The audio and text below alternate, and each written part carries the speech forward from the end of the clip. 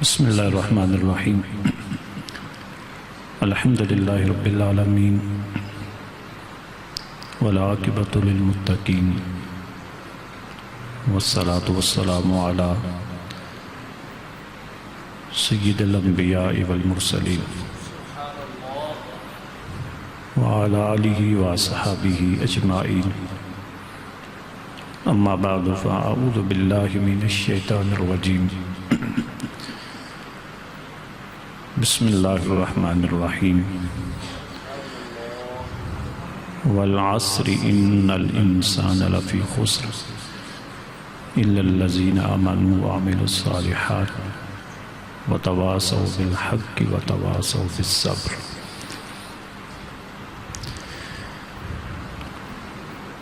وقال اللہ تعالی فی مقام آخر فاما الزبد فیذهب جفاء وَأَمَّا مَا يَنْفَعُ النَّاسَ فَيَمْكُثُ فِي الْأَرْضِ. صدق اللہ العظیم وبلغنا رسولہ النبی الکریم الامین الرؤوف الرحیم. معزز محترم علماء کرام، حاضرین و سامعین،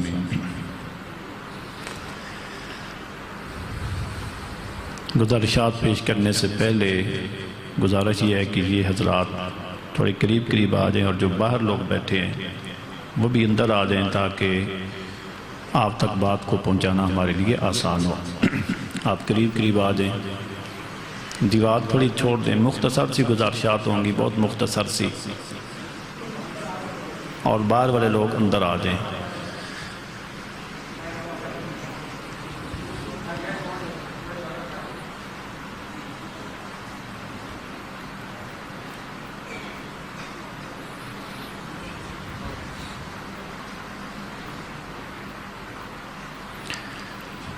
علماء کرام کی، حفاظ کرام کی ایک بڑی تعداد سٹیج پہ نیچے تشریف فرما ہے. اللہ تعالیٰ ان کا سایہ، ان کا فیضان ہمیں ہمیشہ دیکھنا نصیب فرمائے. مجھ سے پہلے آپ نے کئی علماء کرام کی گفتگو سنی ہے. مقصد یہی ہوتا ہے کہ آدمی جتنا یاد رکھ سکے، علم کی بات کو یاد رکھے، دوسرے تک پہنچائے اور خود اس کے اوپر عمل کرے. بنیادی طور پہ ان مجالس کا، محافل کا، تقریبات کا یہی مقصد ہوتا ہے کہ علم کی بات کو یاد رکھیں، اس پہ عمل کریں اور دوسروں تک پہنچائیں. یہ تین کام کرنے ہوتے ہیں محفل کی. یہ تین یوں سمجھنے کے بنیادی فرائض ہیں: علم کی بات کو یاد رکھنا، خود عمل کرنا اور دوسرے تک پہنچانا. اللہ تعالیٰ کا فرمان ہے والعصر، قسم زمانے کی، ان الانسان لفی خسر، بے شک سارے انسان خسارے میں، گھاٹے میں، نقصان میں ہیں. اِلَّا الَّذِينَ آمَنُوا وَعَمِلُوا الصَّالِحَاتِ، سوائے ان لوگوں کے جو ایمان لائے اور نیک اعمال کیے.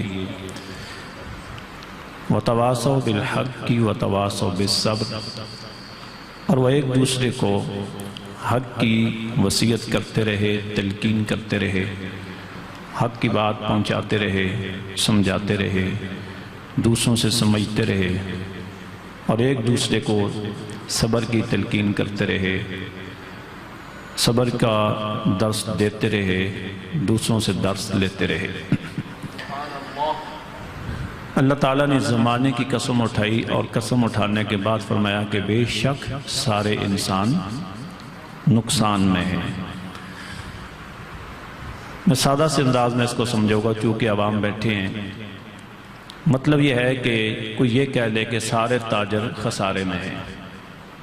آپ میں سے کافی لوگ تجارت سے وابستہ ہوں گے. کوئی کہے کہ سارے تاجر گھاٹے میں جا رہے ہیں سوائے ان تاجروں کو کہ جن کے اندر یہ 3 یا 4 شرائط موجود ہیں. تو ہر آدمی کی خواہش ہوگی کہ ہر تاجر کی خواہش ہوگی کہ وہ 3-4 چیزیں وہ فوری طور پہ کہیں سے لے اور شام ہونے سے پہلے یا شام کو ملیں تو صبح ہونے سے پہلے اپنی زندگی میں نافذ کر لے تاکہ میری تجارت کو فائدہ ہو۔ بھی کہیں پر بھی اعلان ہو جائے کسی دانا کی طرف سے، کسی حکیم کی طرف سے، کسی سمجھدار آدمی کی طرف سے کہ اس وقت تجارت کی ایک ایسی صورت آ چکی ہے کہ ہر آدمی گھاٹا کھائے گا، ہر آدمی نقصان اٹھائے گا اور پیچھے ہی جائے گا۔ اگر تجارت پہ 1 لاکھ لگایا ہے تو اگلے مہینے میں وہ 90,000 پہ پہنچ جائے گا، اس سے اگلے مہینے میں 80 پہ آ جائے گا، اس سے اگلے مہینے 70 پہ آ جائے گا، اور کرتے کرتے چند مہینوں میں وہ 0 پہ اور منفی میں چلا جائے گا، مقروض ہو جائے گا، سوائے ان تاجروں کے کہ جن کے اندر یہ 2-3-4 چیزیں ہوں گی۔ تمہارے اندر دنیا کی اتنی رغبت ہے، اتنی خواہش ہے، اتنی محبت ہے کہ ہر آدمی چاہے گا کہ شام ہونے سے پہلے یا شام میں تو صبح ہونے سے پہلے اسے وہ چیزیں مل بھی جائیں اور ملنے کے ساتھ ہی اس کی زندگی کے اندر وہ نافذ بھی کر لے گا۔ لیکن لوگوں یہ تجارت کی بات نہیں ہو رہی، یہ خود پورے انسان کی بات ہو رہی ہے کہ صرف انسان کی تجارت خسارے میں نہیں ہے، انسان کی معیشت خسارے میں نہیں ہے، یہاں کل انسان کی من حیث المجموع ایک پورے انسان کی بات ہو رہی ہے۔ یہ صرف معیشت کی بات نہیں ہے، یہ اقتصادیات کی بات نہیں ہے، یہ تجارت کی بات نہیں ہے، یہ محض عقیدہ کی بات نہیں ہے، یہ محض عمل کی بات نہیں ہے، یہ محض اخلاق کی بات نہیں ہے۔ ایک انسان کے ساتھ جتنی چیزیں جڑی ہوئی ہیں، رب کریم فرما رہا ہے انسان من حیث المجموع پیچھے کی طرف جا رہا ہے، سوائے ان لوگوں کے جن کے اندر یہ 4 چیزیں موجود ہوں۔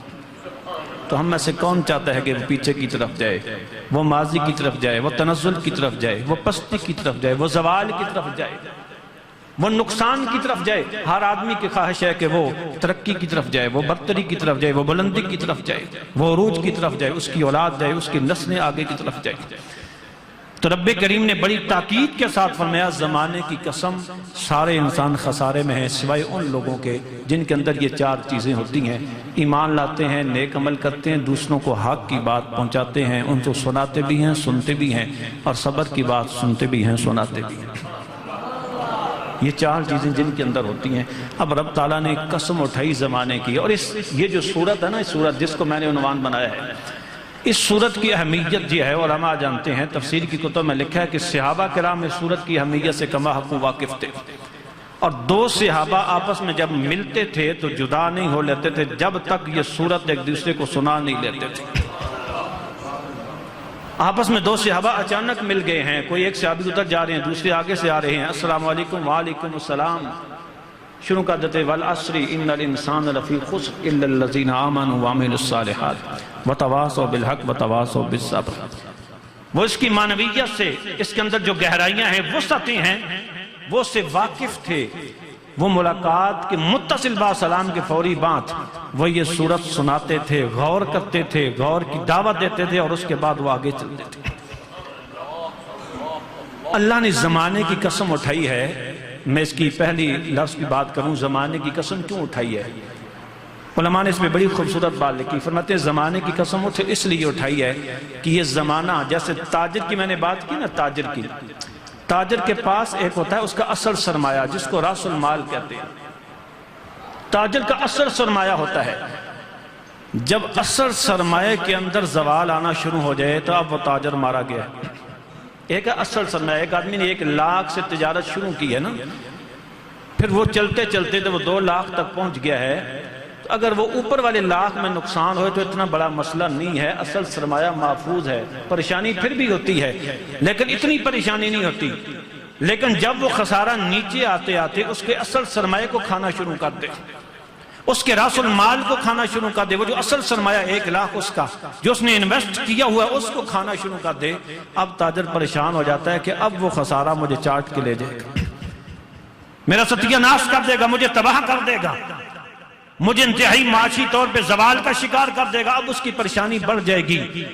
تو یہاں پر بھی رب تعالیٰ نے زمانے کی قسم اس لیے اٹھائی ہے، زمانے سے مراد یہ ہماری زندگی ہے، اور یہ زندگی ہماری اصل سرمایہ ہے۔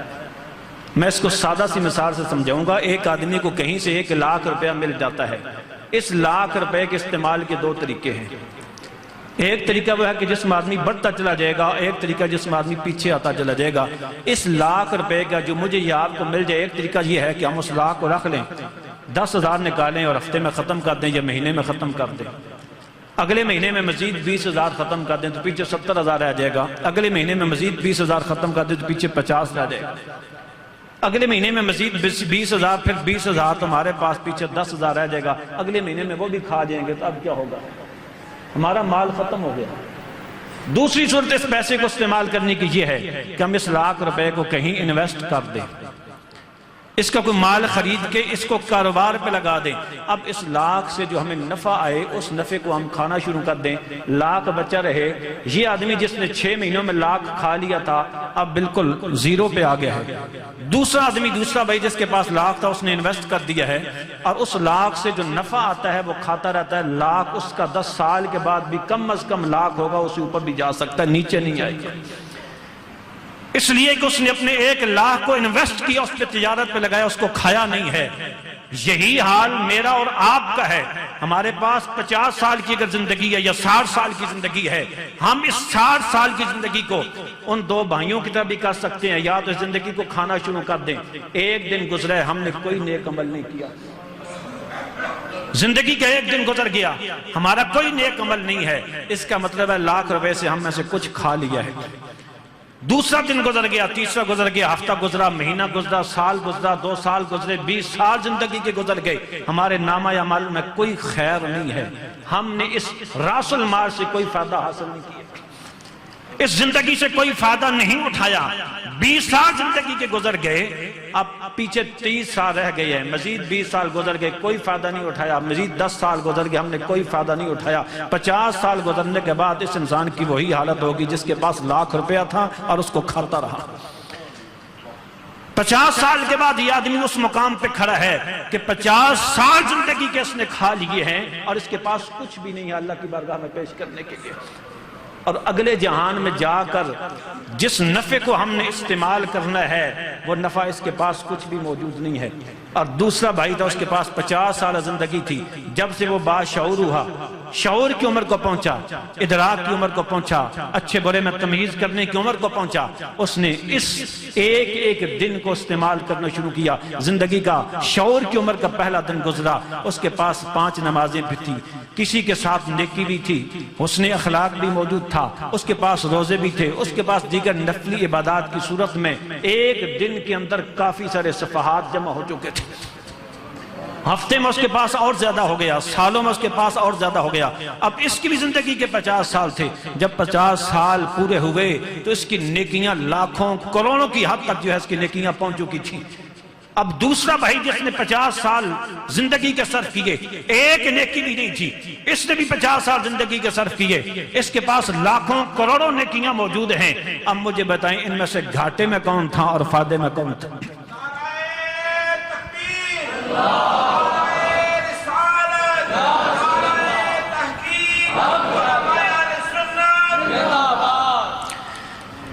وہ آدمی جس نے 50 سال میں ایک نیکی نہیں کی وہ نقصان میں چلا گیا، اور جس نے 50 سال کو انویسٹ کیا اب دنیا سے چلا بھی گیا ہے۔ اب وہ پودے کیا اس تجارت میں شاخیں کھول کے چلا گیا ہے۔ وہ کیسے شاخیں کھول کے چلا گیا ہے؟ اس نے انویسٹ کیا، علم کی بات سیکھی، دوسروں کو سکھا دی، وہ دنیا سے چلا گیا ہے، اس علم پہ عمل ہو رہا ہے، جیسے مجھ سے پہلے بیان ہو رہا تھا، اس کو قبر کے اندر اس کا فائدہ ثواب پہنچ رہا ہے۔ وہ کہیں پہ مسجد بنا کے چلا گیا، وہ دنیا سے چلا گیا، مسجد میں لوگ نماز پڑھ رہے ہیں، روزانہ 50 آدمی نماز پڑھتا ہے، 50 کی نمازوں کا فائدہ، وہ نفع اس کو قبر میں پہنچ رہا ہے۔ وہ روزے کی تلقین کر کے چلا گیا، لوگ ہزاروں لوگ اس کی بات کو سن کر روزے رکھ رہے ہیں، ہزاروں کے روزے کا ثواب اس کو قبر کے اندر پہنچ رہا ہے۔ وہ ایک مدرسہ بنا کے چلا گیا، وہاں سے بچے قرآن کو حفظ کر رہے ہیں، وہ دین کو سمجھ رہے ہیں، دین پہ عمل بھی کر رہے ہیں، دین کی بات آگے پہنچا بھی رہے ہیں۔ وہ 100 سال تک اس کی بات چلتی رہتی ہے، 100 سال تک ہزاروں لوگ سجدے کرتے ہیں، عبادات کرتے ہیں، اخلاق سیکھ اس پہ عمل کرتے ہیں، ان ہزاروں لوگوں کا فائدہ اس کو قبر کے اندر پہنچ رہا ہے۔ یہ آدمی تھا جس نے 50 سال کو انویسٹ کر لیا ہے اچھی انداز میں، اور یہ آدمی تھا جس نے ضائع کر دیا۔ یہ قبر میں پڑا ہے، یہ بھی قبر میں پڑا ہے، اس کو کوئی فائدہ نہیں آ رہا، اس کو کوئی نفع نہیں آ رہا اپنی زندگی میں سے، اور اس آدمی کو روزانہ کی بنیاد پہ لاکھوں نیکیاں کر کے بھی گیا تھا، اور روزانہ کی بنیاد پہ لاکھوں نیکیاں اس کی قبر کے اندر آ بھی رہی ہے، اس کے درجے بلند ہو رہی ہے۔ اب یہ دونوں تاجر ہیں، ایک نقصان میں بیٹھا ہے، قبرستان کے اندر لیٹا ہے اور ذلت کی زندگی بسر کر رہا ہے، اور یہ دوسرا تاجر بھی تھا جس نے اپنی زندگی کی قدر کی تھی۔ تو رب نے فرمایا والعصر، زمانے کی قسم ہے، یہ اسی زمانے کی قسم ہے جو زمانہ 50 60 70 سال کا میں اور آپ گزار کے چلے جاتے ہیں، اور دنیا کے اندر گزار کے چلے جاتے ہیں، ہمیں اس کا احساس نہیں ہوتا۔ رب نے فرمایا سارے انسان گھاٹے میں ہیں۔ یا میں ایک بات کروں، زمانے کی بات ہی تو ایک بزرگ تھے، وہ گھر میں بیٹھے تھے، باہر کسی نے آواز لگائی، برف لے لو، برف لے لو، مجھ پہ رحم کرو، میرا راس المال ختم ہو رہا ہے۔ برف بیچ رہا تھا، برف بیچنے والا برف کی آواز لگا رہا تھا۔ عربی میں راس المال یہ اصل سرمایہ کو کہتے ہیں، اس نے اگر 100 روپے کی برف لی ہے نا تو وہ برف اس کا راس المال ہے، اصل سرمایہ ہے۔ وہ آواز دے رہا تھا، لوگوں مجھ پہ رحم کرو، ارحمونی، لوگوں مجھ پہ رحم کرو، یہ جو میرا برف ہے، میرا راس المال ہے، یہ ضائع ہو رہا ہے، یہ پگھل رہی ہے۔ برف ہے نا، صبح لے گا تو دن کو پگھل جائے گی، دن کو لے گا شام تک پگھل جائے گی۔ اگر کسی نے خرید لیا تو نفع ہو گیا، 100 کی لی تھی تو 150 جمع ہو گیا شام تک۔ اگر کسی نے نہیں خریدی تو اس کا 100 کا 100 سارا پانی بن کے زمین میں چلا گیا۔ وہ آوازیں لگا رہا تھا، ارحمونی ارحمونی، لوگوں مجھ پہ رحم کرو، مجھ پہ رحم کرو، میرا اصل سرمایہ ضائع ہو رہا ہے۔ کوئی اللہ کا بندہ گھر کے اندر تو اس نے چیخ ماری، رونا شروع کر دیا۔ کسی نے پوچھا کیا؟ اس نے کہا اس نے مجھے سورہ عصر کی تفسیر سمجھا دی، اس نے مجھے سورۃ العصر کی تفسیر سمجھا دی ہے۔ اور لوگوں نے پوچھا برف بیچنے والا تو برف بیچ رہا ہے، یہ سورہ عصر کی تفسیر تھوڑی لکھ رہا ہے؟ انہوں نے کہا نہیں، یہ برف بیچ رہا ہے، لیکن اللہ کی قسم سورہ تفسیر سمجھانے کا جو حق تھا اس نے ادا کر دیا ہے۔ پوچھا کیسے؟ فرمانے کہ رب بھی یہی فرمایا، زمانے کی قسم لوگوں، یہ زندگی تمہارے پاس یہ برف ہے، اگر اس کو وقت پہ بیچ لو گے تو 100 کا 150 بنا لو گے، اگر اس زندگی کو تم نے وقت پہ نہ بیچا تو جیسے برف والے کی برف پگھل کے زمین میں چلی جائے گی، 100 بھی ضائع کر کے شام کو چلا جائے گا۔ تمہاری حال بھی یہی ہوگی کہ 50 سال کے بعد تم اس برف بیچنے والے کی طرف حسرت کرتے رہ جاؤ گے، تمہارے خزانے میں کچھ بھی نہیں ہوگا۔ تمہاری زندگی اس برف بیچنے والے کی طرح ہے کہ جو بیچارے کی برف لمحوں میں ڈھل رہی ہے، لمحوں میں ہر لمحہ اس کا جیسے برف سے پانی گھو رہا ہے اور کم کر رہا ہے، یوں ہماری زندگی کا ایک ایک سیکنڈ ہماری اس زندگی کی برف کو کم کر رہا ہے۔ تو رب نے فرمایا زمانے کی قسم، یہ تمہاری زندگی جو ہے اس کی قسم، سارے انسان گھاٹے میں ہیں سوائے ان لوگوں کے جو ایمان لائے، نیک عمل کیے، اور مزید 2 باتیں کون سی تھی؟ تواصو، اس کا مطلب ہے ایک دوسرے کو وصیت کرنا، سننا بھی اور سنانا بھی۔ ویسے تو ہماری عادت ہوتی ہے کہ سنانے کی ہماری طرح خاص زیادہ ہوتی ہے، لیکن آدمی سننا کوئی نہیں چاہتا۔ دوسرے کے اوپر تنقید اور انگلی اٹھانا یہ ایک آسان کام ہے، اور یہ سادہ مرغوب عمل بھی ہے، پسندیدہ عمل بھی ہے، لیکن کوئی دوسرا سمجھائے تو اس کی انگلی کو برداشت کرنا، اس کی تنقید کو برداشت کرنا، یہ مادہ ہمارے اندر نہیں ہوتا۔ لیکن رب نے میں تواصو، یہ نہیں ہے کہ دوسرے کو سناؤ، نہیں، سننے سنانے کا کام، حق کی بات دوسرے کو بتاؤ بھی، دوسرے کو حق دیکھو بھی، دوسرے کو حق کی بات پہنچو بھی، اور دوسرے سے حق کی بات لیتے بھی رہو۔ وتواصوا بالصبر، اور صبر کیا ہے؟ دین بہت بڑا صبر کا نام ہے۔ ہم عبادت کرتے ہیں، ہم برے کاموں سے رک جاتے ہیں، ہمارے اوپر مصیبتیں آتی ہیں، مصیبتوں کو برداشت کرتے ہیں، ان تینوں چیزوں کے اندر صبر ہوتا ہے۔ صبر فقط یہ نہیں ہے کہ پاؤں میں کانٹا چبھ جائے، کوئی گالی نکال دے تو یہ صبر ہے۔ ایک ہوتا ہے عبادات میں صبر، ایک ہے برے کاموں سے بچتے ہوئے صبر، ایک ہے مصیبتوں کے اوپر صبر۔ ہم عبادت کرتے ہیں تو بغیر صبر کے عبادت نہیں ہو سکتی، ہم برے کاموں سے بچتے ہیں تو بغیر صبر کے برے کاموں سے نہیں بچا جا سکتا، ہمارے اوپر مصیبتیں آتی ہیں تو بغیر صبر کے مصیبتوں سے نفع حاصل نہیں کیا جا سکتا۔ وگرنہ بندے مومن کے لیے مصیبت کیا ہوتی ہے؟ ایک چیونٹی بھی اس کو کاٹتی ہے تو اس کے بدلے میں رب تعالیٰ اس کے گناہوں کو معاف کرتا ہے، اس کے درجات کو بلندی عطا فرماتا ہے۔ یہاں تک کہ روایات کے اندر یہ بھی آتا ہے کہ ایک آدمی نے اس جیب میں کوئی چیز رکھی تھی، پھر اس جیب میں تلاش کی، اسے ایک دم نہیں ملی، اور تھوڑی دیر کے بعد مل گئی۔ وہ چند لمحے جو پریشان ہوتا ہے نا، وہ چند لمحے کی پریشانی، اس کو اس جیب میں نہیں ملی، شاید چیز گم ہو گئی ہے، پھر فوری چند سیکنڈ کے بعد مل بھی جاتی ہے۔ اس چند لمحوں کے اندر بھی انسان کے گناہ معاف ہوتے ہیں، درجات بلند ہوتے ہیں۔ تو فرمایا کہ دوسروں کو حق کی بات پہنچانا بھی، ان سے سننا بھی، دوسروں کو صبر کی بات پہنچانا بھی اور ان سے بات سننا بھی، یہ 4 کام ہے۔ ایک ایمان، دوسرا عمل صالح، یہ دو کام ہیں جن سے انسان کی اپنی تکمیل ہوتی ہے، انسان خود مکمل ہوتا ہے، اور اگلے دو کام ہیں جن سے انسان دوسروں کی تکمیل کرتا ہے۔ تو انسان کا کام کیا؟ بنیادی طور پہ اپنی تکمیل کرنا اور دوسروں کی تکمیل کرنا۔ یہ نہیں ہو سکتا کہ آپ خود تو نیک عمل کرتے رہیں اور دوسروں کو نیک بات نہ بتائیں، برے کاموں سے نہ روکیں اور آپ کہیں آپ کا دین مکمل ہو گیا۔ ایسا نہیں ہے۔ میرے آقا علیہ السلام نے سمجھانے کے لیے لوگ ہم پہ تنقید کرتے ہیں، اجی مولوی مسجد میں سیاست کرتے ہیں، اجی مولوی حکومت پہ تنقید کرتے ہیں، اجی مولوی جو ہے وہ فلاں فلاں بات کو انہوں نے دین کا ٹھیکہ لیا ہوا ہے۔ دین کا ٹھیکہ نہیں ہوا ہے، لیکن دین کی ذمہ داریوں کو، ان کی احساسات کو، باریکیوں کو یہ لوگ زیادہ سمجھتے ہیں۔ یہ اس لیے چیخو پکار کر رہے ہیں۔ ایک آدمی آپ سڑک پہ تیز رفتاری کے ساتھ جا رہے ہیں، آگے جناب 100 فٹ گہرا جسم، آپ گریں گے اور چور ہو کے رہ جائیں گے۔ ایک آدمی آگے کھڑا ہے، وہ چیخ کے کہہ رہا ہے لوگوں رک جاؤ رک جاؤ۔ وہ کہے اور تو نے ٹھیکہ لیے ہوا جانے بچانے کا؟ وہ کہے خدا کے بندوں میں تمہاری جانیں بچا رہا ہوں اور تم کہہ رہے ہو کہ تم نے ٹھیکہ لیا ہے۔ ایک آدمی کو تمہاری جان بچاتا ہے تم یہ بات کرتے ہو، تو وہ بھی اس چیز کو کتنا برا۔ اور یہ صرف جان بچانی نہیں ہے، یہ دنیا بھی بچانی ہے، آخرت بھی بچانی ہے۔ یہ فقط دین نہیں ہے کہ آپ اپنی حد تک رہیں۔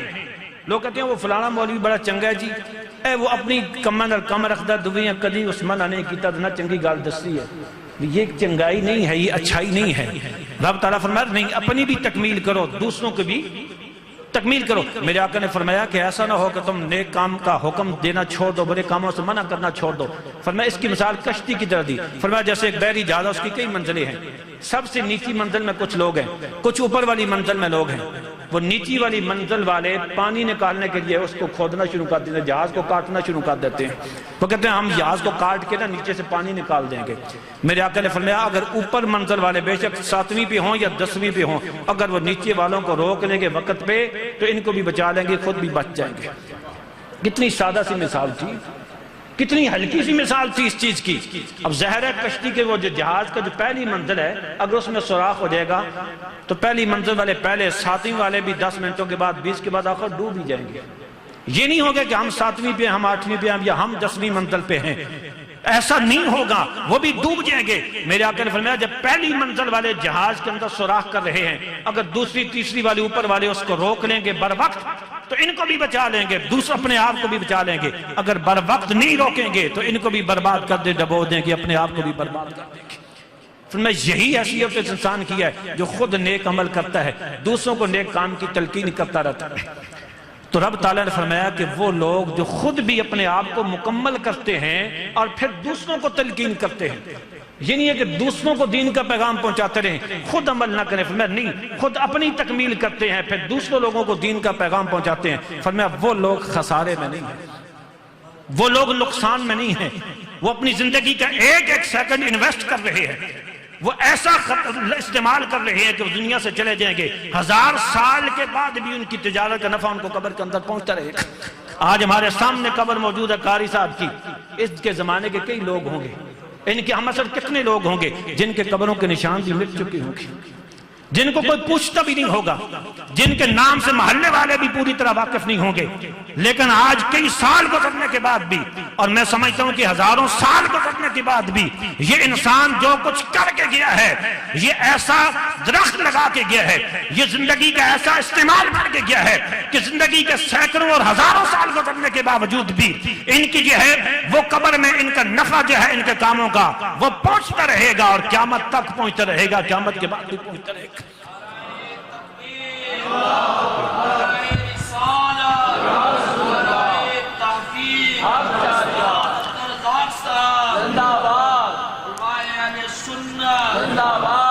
میں عرض کر رہا تھا، باتوں کو مختصر کرتا ہوں کہ دوسروں کی تلقین کرنا، دوسروں کی تکمیل کرنا یہ بھی ہماری ذمہ داری ہے۔ اس کو کہتے ہیں خدمت خلق، اور علماء نے لکھا کہ خدمت خلق کے 2 طریقے ہیں، ایک ہے جسمانی خدمت اور ایک ہے روحانی اور دینی خدمت۔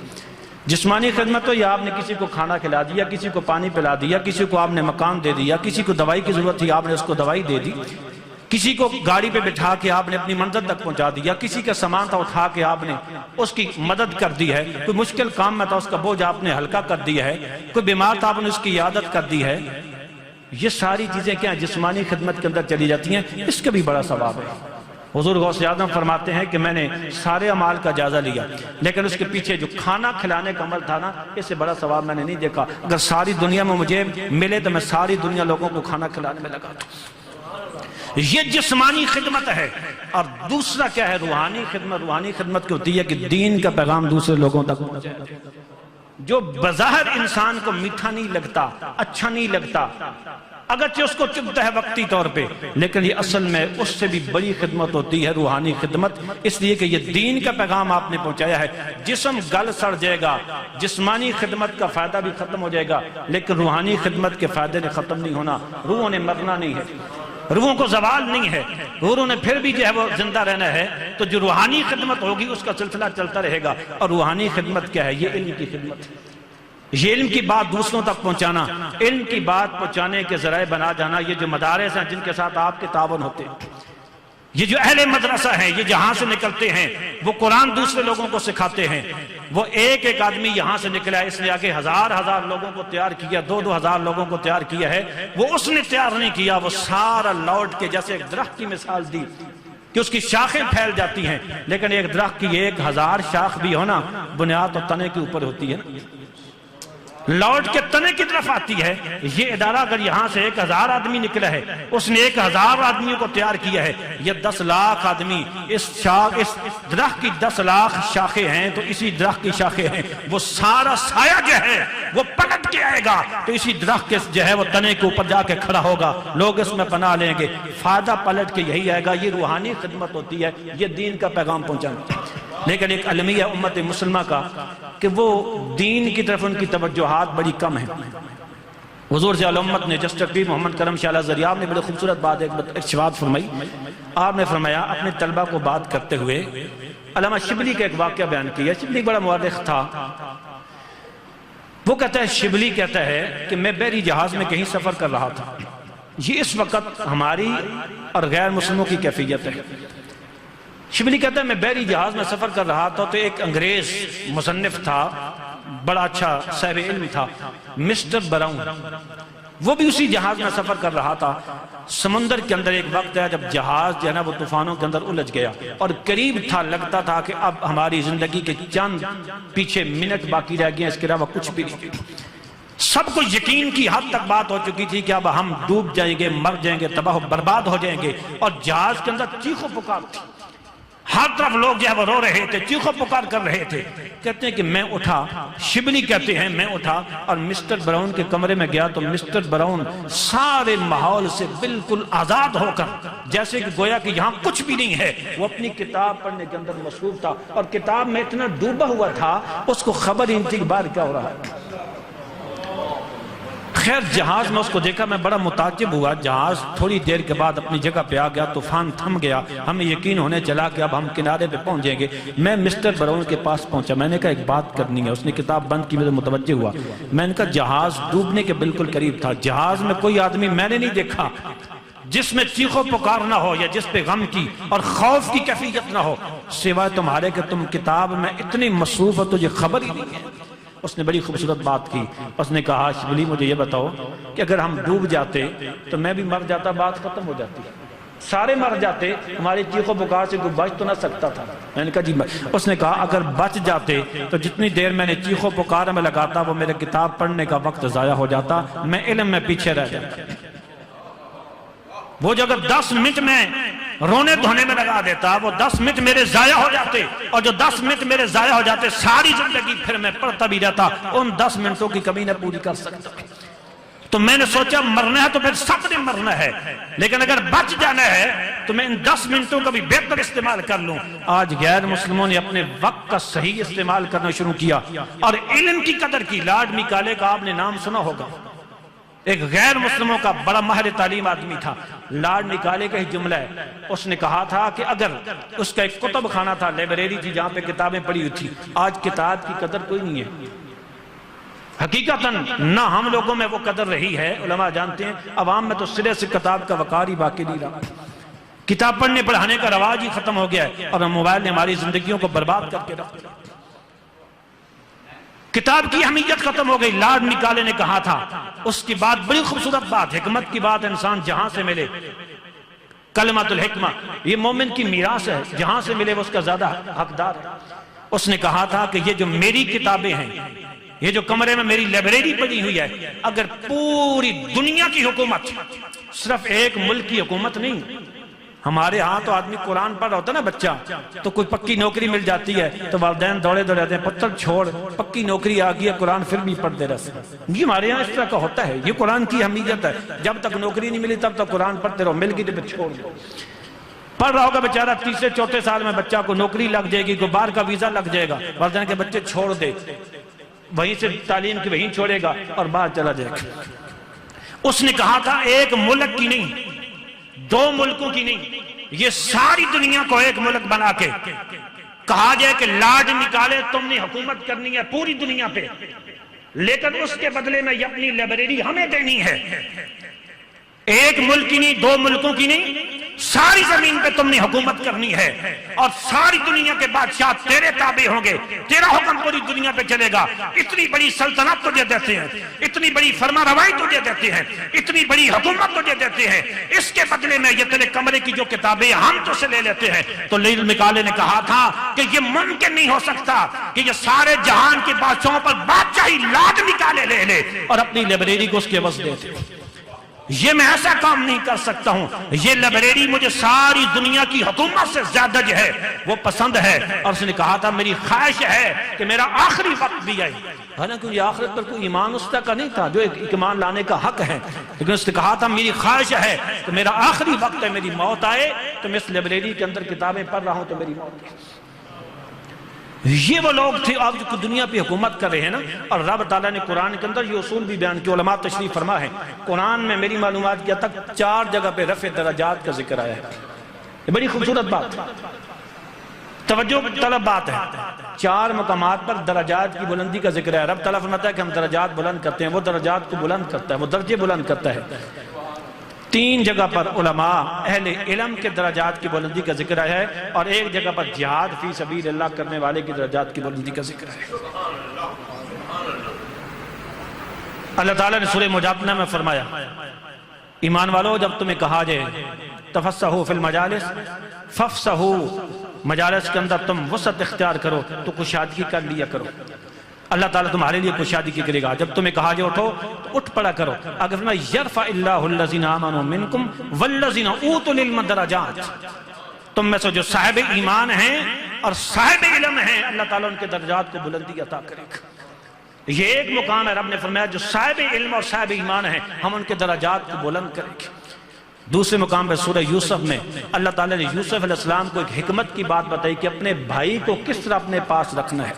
فرمایا کذالک کتنا لیوسف، یوسف علیہ السلام کا بھائی بھائیوں کے ساتھ ملنے گیا نا، تو آپ نے بھائی کے سامان میں اپنا ایک پیالہ رکھوا دیا۔ جب قافلہ چلا تو آپ نے اعلان فرما دیا اپنے لوگوں کی طرف سے کہ تمہارے مال میں ہمارا ایک پیالہ چوری ہو گیا ہے۔ پھر فرمایا جس کے مال سے نکلے گا ہم اسے اپنے پاس رکھ لیں گے۔ آپ کے بھائی بنیامان میں ان کے مال سے نکل آیا، آپ نے اس کو اپنے پاس رکھ لیا۔ رب نے فرمایا کذالک کتنا لیوسف، یہ ترکیب یہ حکمت کی بات ہم نے یوسف علیہ السلام کو سکھائی تھی۔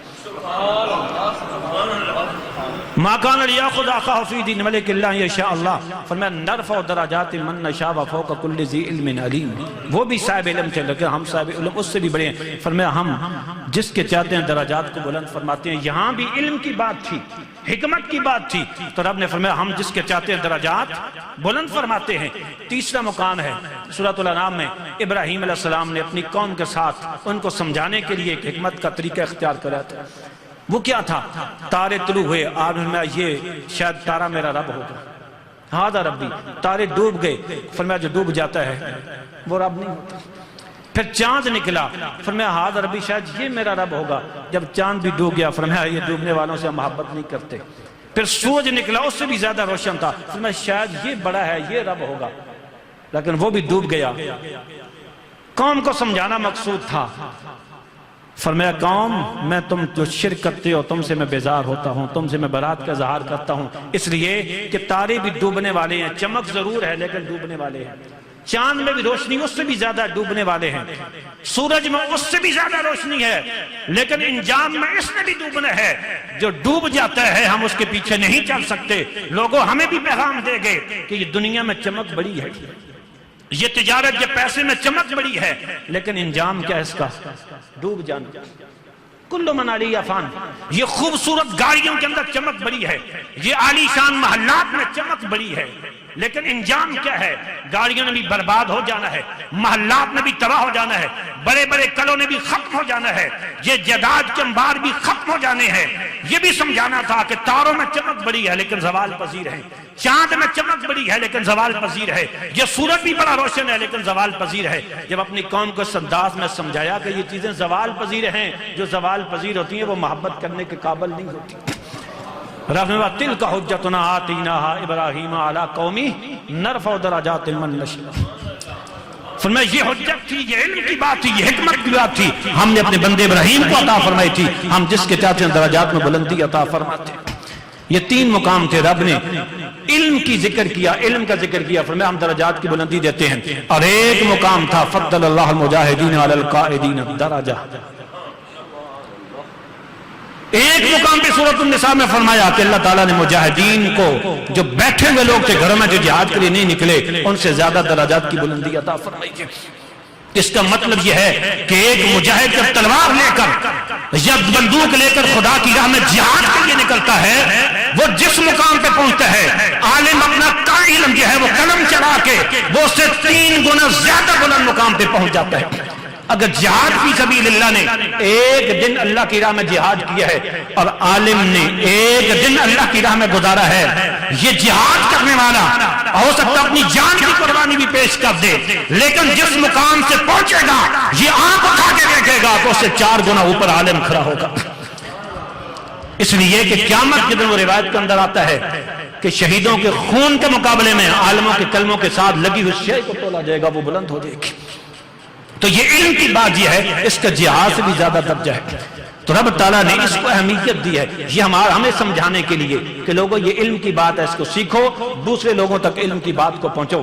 تو یہ جو مدارس کے ساتھ آپ کے تعاون ہوتے ہیں، ایک آپ اپنے بچے بھیجتے ہیں، صدقہ جاریہ بناتے ہیں، اپنا مال ان کو دیتے ہیں، تو یہ سمجھو ضائع نہیں ہوتا، یہ اصل میں وہ مفید چیز ہے۔ اور دوسرا مقام میں نے آپ کے سامنے پڑھا تھا، رب تعالیٰ نے مثال دی، فرمایا کہ اللہ نے آسمان سے پانی اتارا، پانی پھر وادیوں کے اندر چلا، فَسَالَتْ أَوْدِيَةٌ بِقَدَرِهَا فَاحْتَمَلَ السَّيْلُ زَبَدًا رَابِيًا، پھر وادیوں میں پہاڑوں سے پانی نیچے گرا اور آپ دیکھتے ہیں پانی کے اوپر جھاگ چڑھ جاتی ہے۔ رب تعالیٰ فرماتا ہے فَاحْتَمَلَ السَّيْلُ زَبَدًا رَابِيًا، وہ سیلاب اوپر آیا تھا پہاڑوں سے نیچے گرتا ہوا، اس کے اوپر جھاگ بن گئی تھی، نیچے پانی اوپر جھاگ، نیچے پانی اوپر جہاد۔ اور مزید دوسری مثال دی وَمِمَّا يُوقِدُونَ عَلَيْهِ فِي النَّارِ ابْتِغَاءَ خِلْيَةٍ وَمَتَاعٍ زَبَدٌ مِثْلُهُ۔ فرمایا دوسری چیز، لوگ آگ کے اندر لوہے کو، سونے کو، چاندی کو ڈھالتے ہیں، جب یہ ڈھل جاتا ہے اس کے اوپر بھی جھاگ بن جاتی ہے، اصل چیز نیچے رہ جاتی ہے۔ آگے بڑی خوبصورت مثال دی، فرمایا فَأَمَّا الزَّبَدُ فَيَذْهَبُ جُفَاءً وَأَمَّا مَا يَنفَعُ النَّاسَ فَيَمْكُثُ فِي الْأَرْضِ۔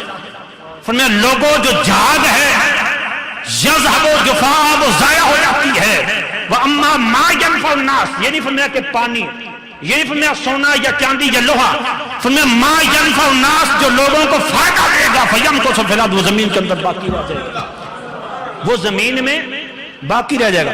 کبھی آپ نے دیکھا ہے کہ پانی نیچے ہے، جھاگ اوپر ہوتی ہے، آپ کے پاس لسیوں سے بہتی ہیں، دودھ ہے، جھاگ اوپر بن جاتی ہے، وہ بلبلے سے اصل دودھ نیچے رہ جاتا ہے۔ اب رب تعالیٰ نے یہ مثال سے ایک اور بات بھی سمجھائی ہے کہ پانی نیچے ہے، جھاگ اوپر ہے۔ ہمارے ہاں بھی بعض اوقات دنیا دار بظاہر اوپر لگتا ہے، ہمارے ہوتا ہے نا کہ شادی میں حافظ قرآن بھی بیٹھا ہے اور ایم پی اے بھی آ گیا ہے، حافظ قرآن بیچارہ دھکے کھا رہا ہوگا اور ایم پی اے کے گلے میں ہاتھ ڈالے جا رہے ہیں۔ سیدھی سی بات ہے، ایک صاحب علم بھی موجود ہوگا اور ایک پرلے درجے کا جاہل آدمی بھی ہوگا، صرف اس کے پاس جناب کوئی منصب ہے، وہ علاقے کا بدماش ہے، یا یہ کہ اس کے پاس سرمایہ ہے، یا اس کے پاس بڑی جائیداد ہے، ہم اسے پروٹوکول دے رہے ہوں گے اور اس آدمی کو حقیر نظروں سے دیکھ رہے ہوں گے، اس کو نیچے سمجھ رہے ہوں گے۔ رب نے فرمایا کہ یہ دیکھو پانی جا رہا ہے، نیچے پانی ہے، اوپر جھاگ ہے، یہاں تمہیں پتا چل رہا ہے کہ جھاگ میں کچھ نہیں ہے، اصل چیز پانی کے اندر ہے، ادھر تمہیں نظر آ رہا ہے کہ فائدہ پانی میں ہے، تم جھاگ کو ہٹا کے پانی تک پہنچتے ہو۔ جھاگ آ بھی جائے تو ہم تم ہاتھ مار کے جھاگ کو ہٹا کے پانی تک پہنچتی ہو، یہاں تمہاری عقل کام کرتی ہے تو یہاں تمہاری عقل کہاں پہ چلی جاتی ہے کہ یہ رب کے قرآن کا حافظ ہے، قبر میں اس ایم نے ساتھ نہیں جانا، یہ حافظ قرآن کے عمل نے دعاؤں نے ساتھ جانا ہے، یہ ہاتھ اٹھائے گا، یہ قبر میں آ بھی گیا، قبرستان میں آ بھی گیا، یہ اگر صاحب عمل آدمی ہے قبرستان میں آ بھی گیا، اس کی برکت سے تمہارے عذاب میں تخفیف ہو جائے گی، اس نے ہاتھ اٹھا لیے، تمہاری قبر کی مشکلیں آسان ہو جائیں گی۔ اور یہ آدمی تو دوسرا جس کو تم گلے میں ہاتھ ڈال رہے ہو پہلے تمہارے جنازے میں آئے گا ہی نہیں، اگر نماز جنازہ پڑھنے بھی آ گیا تو بے وضو ہوگا، یہ بھی تمہیں بتا دوں، اور کہیں وضو کر بھی لیا تو وہ ادھورا ہوگا، پورا بھی نہیں ہوگا، اس کو پتہ نہیں ہوگا، اور کہیں پورا کر بھی لیا تو نماز جنازہ آتی نہیں ہوگی۔ یہ میں اکثر نماز جنازہ میں لوگ نیتیں سناتے ہوتے تھے، میں کبھی نہیں سنائی نیت، کئی بار ادھر لوگ اصرار کرتے، میں میرے پر بتاؤں مولوی صاحب نیت سنا چھوڑو، میں کہا جیسا نیت نہیں ہوتی جنازہ کیا ہوتا ہے، وہ جس بندے کو آج تک نیت نہیں آتی وہ تو اردو میں نا جب بھی کریں تبھی بھی نیت موجود ہوتی ہے، اور جس کو عربی اردو میں نیت نہیں آتی اس کو عربی میں نماز جنازہ کیا آئے گی؟ تو اس قوم کو جس کو نماز جنازہ نہیں آتی اس کو نیت سکھانے کا سمجھانے کا کیا مقصد کہ نماز جنازہ صرف نیت کرنے کا نام ہے؟ جس انسان کو وضو کرنا نہیں آتا، جس کو نیت نہیں آتی، وہ وضو کیا کرتا ہوگا بیچارہ؟ اس کو وضو کے فرائض کا کیا پتہ ہوگا؟ وضو کی آداب کا کیا پتہ ہوگا؟ اس کو نماز جنازہ کے اندر کیا فرائض ہیں، کیا واجبات ہیں، کیا ضروری چیزیں ہیں، مستحبات اس کے کیا ہیں، اس کو کیا پتہ ہوگا؟ جس بیچارے کو نیت نہیں آتی اس کو نماز جنازہ کہاں سے آتی ہوگی؟ ارے جسے نماز جنازہ آتی ہوگی اس نیت بھی آتی ہوگی، تو ہو سکتا ہے کہ وہ بیچارہ آئے منہ دکھانے کے لیے اور اس کا وضو ہی نہ ہو، بے وضو وہاں پہ کھڑا ہو جائے، تو رب نے فرمایا کہ وہ جو جھاگ ہے نا، جہاگ فَيَذْهَبُ جُفَاءً، وہ ایسے چلی جائے گی، وَأَمَّا مَا يَنْفَعُ النَّاسَ، جو لوگوں کو فائدہ دے گی چیز فَيَمْكُثُ فِي الْأَرْضِ، زمین پہ وہی باقی رہے گی۔ یہ رب نے ایک اصول بیان کر دیا سیدھا سا، نہ یہ فرمایا کہ قاری عبدالرزاق صاحب باقی رہیں گے، نہ فرمایا کہ ناصر سالوی باقی رہے گا، نہ فرمایا کہ علامہ صاحب باقی رہیں گے، نہ فرمایا فلاں حافظ صاحب باقی رہیں گے، نہیں، فرمایا جو لوگوں کو نفع دے گا، یا جسمانی نفع دے گا یا روحانی نفع دے گا، ان کی بات بتا گے، فرمایا ہم اس کو زمین میں زندہ رکھیں گے۔ وہ شیخ عبدالقادر جیلانی کی صورت میں ہوگا تو ہزاروں سال بعد بھی اس کا نام آئے گا تو گردنیں جھک جائیں گی۔ وہ داتا علی حجویری کی صورت میں ہوگا تو 1000 سال کے بعد بھی اس کی قبر پہ وَلَلْآخِرَةُ خَيْرُ اللَّهِ کا وہ جو ہے وہ اللہ حضور کے معجزے کا اظہار ہوتا رہے گا۔ وہ دن بہ دن جو ہے وہ بھیڑ بڑھتی چلی جائے گی۔ 50 سال پہلے جو داتا صاحب کی قبر پہ جاتے تھے وہ آج بھی چلے جائیں دیکھنے، 50 سال پہلے سے آج کی کیفیت مختلف ہوگی، مزید 100 سال کے بعد اور زیادہ بہتر ہوگی، کیونکہ جو اللہ کے لیے ہوتے ہیں رب نے اعلان فرمایا کہ جو میری مخلوق کو لوگوں کو فائدہ دے گا ہم اسے مرنے نہیں دیں گے۔ فَيَنْكُثُ فِي الْأَرْضِ، ہم اس بوٹے کو ہرا بھرا رکھیں گے، سرسبز و شاداب رکھیں گے، زندہ رکھیں گے۔ تو لوگوں رب کا ایک اصول ہے، ایک سیدھی سی بات ہے، جو لوگوں کو فائدہ دے گا وہ زندہ رہے گا، جو فائدہ نہیں دے گا وہ زندہ نہیں رہے گا۔ تو اہل مدرسہ سے بھی گزارش ہے، اہل علم سے بھی گزارش ہے، سب سے گزارش ہے، خود اپنی ذات سے بھی میری گزارش ہے، کیونکہ صوفیہ کرام کا طریقہ یہ تھا، اگرچہ ان کی مشرب پہ نہیں چل رہے پورے طور پہ، کہ جب گفتگو کرو تو پہلے اپنے نفس سے گفتگو کرو، اپنی ذات کو بھی خطاب کرو، اپنے آپ کو بھی سمجھاؤ، اپنے گریبان میں بھی جھانک کے دیکھو جو کہہ رہے ہو خود اپنے عمل بھی ہے یا نہیں ہے۔ ہمارے جو اللہ کے ولی تھے وہ جو 4 جملے کہہ کے جاتے تھے نا، وہ اکیلے میں اپنے نفس کو ملامت کرتے تھے، اکیلے میں بیٹھ کر اپنے نفس کو گریبان کو پکڑ کے کہتے تھے ذلیل تیری یہ حیثیت ہے کہ تو خود عمل نہیں کرتا، دوسروں کو بتاتا ہے، حالانکہ ان کا عمل ہوتا تھا اس پر، پھر بھی ان کی عاجزی تھی۔ لیکن یہ خطاب سب سے ہے، بالعموم اہل اسٹیج سے نیچے، کیا فیم کو اما ما ینفع الناس کا مصداق بنے، اما ما ینفع الناس، لوگوں کو فائدہ پہنچے آپ کی ذات سے، جو آپ کے مدرسے میں آئے اس کا مستقبل ضائع نہ ہو، آپ سکول میں ہیں بچے کا مستقبل ضائع نہ ہو، آپ سکول کے استاد ہیں، آپ ہیڈ ماسٹر صدر معلم ہیں، آپ اس سے اوپر ہیں، ڈیگیوں یا اس سے بھی اوپر ہیں، یا آپ ایک مدرسے کے اندر جو ہے وہ چوکی دار ہیں یا باورچی ہیں یا استاد ہیں یا محتمم ہیں، یا اس کے اوپر آپ کی کوئی ذمہ داری ہے، اما ما ینفع الناس کا مصداق بنو، لوگوں کو فائدہ دو، لوگوں کا مستقبل ضائع نہ کرو، لوگوں کی زندگیوں کو جو ہے وہ برباد نہ کرو۔ اگر آپ نے ایک ایسا آدمی معاشرے میں بھیج دیا ایک مولوی کے روپ میں جس آدمی کا قرآن درست نہیں ہے، تو آپ نے ایک آدمی کا نقصان نہیں کیا، آپ نے ہزاروں لوگوں کو نقصان کیا ہے، یہ بات یاد رکھیں۔ یہ حقیقت بات ہے. اور اگر آپ نے ایک صحیح انسان معاشرے کو دے دیا، ایک آدمی معاشرے کو دے دیا، ایک نہ سمجھے، اس ایک بوٹے پھر آگے کتنے پھل لگیں گے، ان پھلوں سے پھر آگے کتنے پھل لگیں گے، ان آگے سے کتنے پھل لگیں گے، آپ اس کا سوچ بھی نہیں سکتے. ایک آدمی ہو سکتا ہے کہ لاکھوں لوگوں تک علم کی بات پہنچانے کا سبب بنے. آپ یہ نہ سمجھے کہ ایک آدمی چھوڑ کے جا رہے ہیں، ایک فرد معاشرے کو دے رہے ہیں. نہیں، آپ ایک فرد نہیں دے رہے، آپ ہزاروں لاکھوں افراد معاشرے کو دے رہے ہیں. اور ایک آدمی کا مستقبل اگر آپ نے ضائع کر دیا تو ایک کا مستقبل ضائع نہیں کیا، کم کا مستقبل آپ نے ضائع کر دیا. تو آپ اپنی جگہ پہ جہاں پر بھی ہیں اپنے پیسے کو ان لوگوں کو تک پہنچائیں جو یہاں دین کے لیے بیٹھے ہوئے ہیں، اور جو دین کے لیے بیٹھے ہوئے ہیں ان لوگوں کے پیسے کو امانت سمجھ کے ان کی قدر کریں اور اس کو ایسا استعمال کریں کہ کل ہم ان لوگوں کے سامنے شرمندہ نہ ہونا پڑے. یہ کہیں کہ پروردگار ہم تو ہزاروں لاکھوں ان کو دیتے تھے، انہوں نے تیرے دین کے لیے کام نہیں کیا. ہم کہہ سکیں کہ پروردگار جو انہوں نے دیا تھا ہم نے اس کو حسب استعداد تیرے دین کے لیے خرچ کر دیا، اپنی ذات پہ کیا یا دوسروں کو کیا، ہم نے پورے امانت داری کے ساتھ تیرے دین کے لیے خرچ کر دیا تھا. ہم دونوں کی یہاں بیٹھے مجھ سمیت علماء کی، حفاظ کی اور آپ حضرات کی ذمہ داری ہے کہ آپ حق و باطل میں تمیز کریں، نفع نقصان میں، کھرے کھوٹے میں تمیز کریں. یہ نہیں ہے کہ کہیں پر بھی اپنا پیسہ لگا دیں، ایسا نہیں ہے. ایک درست جگہ کا تعین کریں اور اپنے بچوں کو یہاں پر بھی بھیجیں. آخری بات آج کروں گا. حضرت فاروق اعظم رضی اللہ تعالیٰ تشریف فرما تھے، آپ امیر المومنین تھے. ایک باپ آ گیا، بیچارہ رو رہا تھا، شکوہ شکایت کر رہا تھا، زاری کا اظہار کر رہا تھا. آپ نے پوچھا تجھے کیا ہوا؟ کہنے کا میرا بیٹا میرا نافرمان ہے، مجھے گالیاں نکالتا ہے، مجھے ڈانٹتا ہے، میری خدمت نہیں کرتا. آپ نے اس کو بیٹے کو بلا لیا، آپ نے اس کو ڈانٹا، وہ سنتا رہا. آپ کی بات ختم ہوئی. آج کہنے کا حضور آپ کی بات ختم ہو گئی، میں کچھ عرض کروں؟ فرمایا ہاں تم بات کرو. فرمایا کیا باپ کی ذمہ بھی اولاد کے کچھ حقوق ہوتے ہیں؟ فرمایا ہاں ہوتے ہیں. آج کے امیر المومنین وہ بیان کریں. اور میں اب 3 چیزیں ہیں باپ کی ذمہ، 3 چیزیں ہیں. ینتقی امہ، پہلا بچوں کے لیے اچھی با کردار ماں کا انتخاب کرے، با کردار خاتون کا انتخاب کرے، کیونکہ ماں با کردار ہوگی تو پھر جا کر حضور غوث اعظم جیسے داتا علی اجویری جیسے لوگ، قاری عبدالرزاق سیالوی جیسے لوگ پیدا ہوں گے. فرمایا یہ پہلی چیز ہے. آج کی دوسری فرمایا یحسن اسمہ، اس کا نام اچھا رکھے، بامعنی نام رکھے. یہ کنجروں اور کنجریوں کے نام پہ نہ رکھے جس کا کوئی معنی ہی نہ ہو، لغت کے اندر جس کا کوئی وجود ہی نہ ہو. کہیں سے سنا کوئی پتہ نہیں ہے کیا لفظ ہے، بس یہ ہے کہ کسی کا نہ ہو. ایسا نہیں ہے، کسی صاحب علم سے پوچھ لیا کریں کوئی نام بھی تو ہونا. فرمایا اس کا اچھا نام رکھے. آج کی تیسرا کیا ہے؟ فرمایا ان یعلمہ القرآن، اس کو قرآن کی تعلیم دے، اس کو قرآن کی. اس نے کہا حضور آپ کی بات ختم ہو گئی؟ فرمایا ہاں ختم ہو گئی. فرمایا آپ نے پہلی چیز کہی تھی میرے باپ سے پوچھنے کیا باپ کردار خاتون کا انتخاب کیا تھا؟ باپ کا سر جھک گیا. جو جیسا ہوتا ہے ایسے کے پیچھے ہی چلتا ہے نا. آپ نے اس سے کہا کہ دوسرا سے پوچھیں یہ میرے والد ہیں، میرا نام کیا رکھا تھا؟ میرا نام جو رکھا تھا اس کا معنی گندگی کا کیڑا. اس نے یہ سوچا تھا کہ یہ نام کسی کا بھی نہیں ہے، میں اپنے بیٹے کا رکھ دیتا ہوں. اس کا معنی بنتا تھا گندگی کا کیڑا. فرمایا جس کا نام ہی گندگی کا کیڑا ہو اسے خوشبو کہاں سے آئے گی؟ جس کی ماں ہی بد کردار ہو وہ با کردار کہاں سے آئے گا؟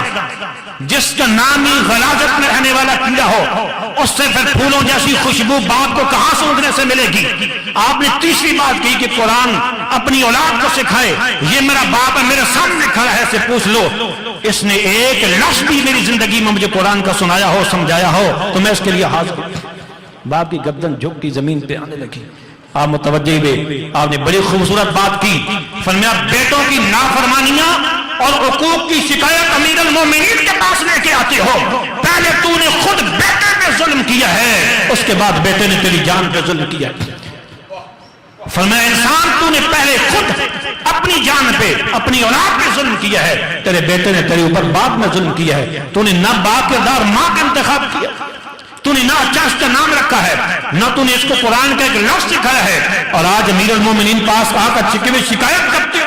آج ہماری یہ کیفیت ہے کہ ہم کہتے ہیں کہ اولاد کو جب دنیا کی داری کی طرف چلی جائے گی تو شاید ان کو کھانے کے لیے مل جائے گا، دین کی طرف جائیں گے تو پتہ نہیں کہاں سے کھائیں گے. وہ بھی تو کھا ہی رہے ہیں. یہ فاضل کرام سارے بیٹھے ہیں، آپ کی طرح کے کپڑے پہنے ہیں، روٹی بھی اسی طرح کی کھاتے ہیں، گندم کی اچھی کھا لیتے ہیں، بلکہ بہتر کھاتے ہیں. بلکہ وہ میرے دوست ایک لطیفہ یہ مجھے فون کیا تو میں اس وقت کھانا کھا رہا تھا تو میر پر کہتے ہیں لگتا ہے کچھ کھا رہے ہو، میں نے کہا کھا رہا ہوں۔ کہتے ہیں یہ لوگوں کی بڑی عجیب بات ہے۔ میں نے کہا کیا؟ کہتا ہے کہ جب یہ بچے دو اپنا حفظ کریں، قرآن پڑھیں، دین پڑھیں، تو کہتے ہیں یہ کھائیں گے کہاں سے؟ اور ادھر کہتے ہیں کہ مولوی ہر وقت کھاتے رہتے ہیں، ادھر کہتے ہیں کہ مولوی ہر وقت کھاتے رہتے ہیں۔ جب ہم کہتے ہیں کہ بچوں دین کے لیے کہیں گے وہ دین پڑھ کے یہ کھائیں گے کہاں سے؟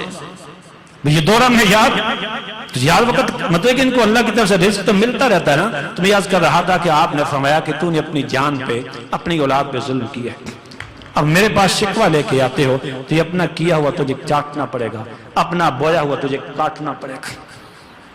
تو گزارشات کا خلاصہ یہ ہے کہ اپنی جان پہ رحم کرو، اپنی تکمیل کرو، دوسروں کی تکمیل کرو، یہ انسان نفع کی طرف جائے گا۔ اس کو خسارہ نہیں ہے جو علم کی بات سیکھے گا دوسرے تک پہنچائے گا۔